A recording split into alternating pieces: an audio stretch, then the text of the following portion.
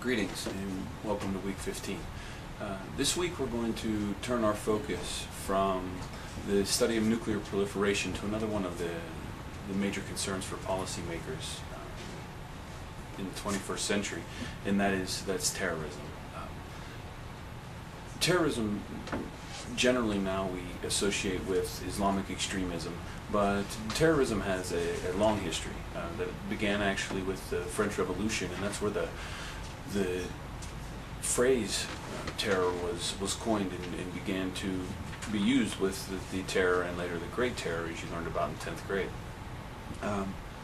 Specifically, though, we're going to focus on the evolution of terrorism as a political act that is used to achieve political gains.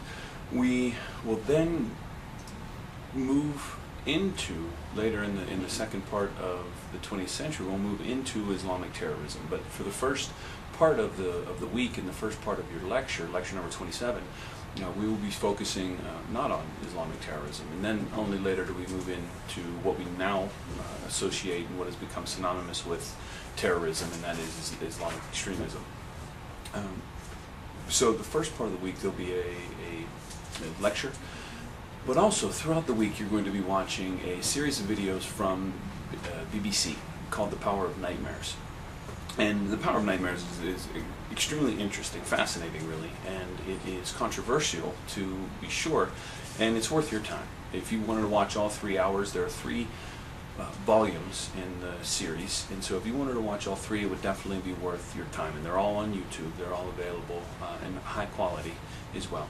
But I've taken little parts that show the rise of Islamic extremism, its roots, its underpinning, its early philosophical leaders, and how it morphed from something that was promoting a strict Islamic lifestyle to something that was making judgments on who was a Muslim, who was not a Muslim, and then stating that if people were deemed to be un-Muslim, then they were worthy of being killed in terrorist attacks. And so it was an evolution that happened over decades, but fairly disturbing, and the roots of it lead now to the leaders of Al-Qaeda, and specifically Ayman al-Zawahiri, who is an Egyptian doctor who was influenced by a man named Said Qutb, who was the really founder of Islamic extremism, and then Zawahiri took it on from Qutb, and then Zawahiri in Afghanistan met Osama bin Laden, and the rest, as they say, is history. And so it gives a nice historical picture of the rise of Islamic extremism. On the other side of the story, though, is the rise of neoconservatism in the United States. We haven't focused on that because that doesn't have to do so much with terrorism, although it could be argued. But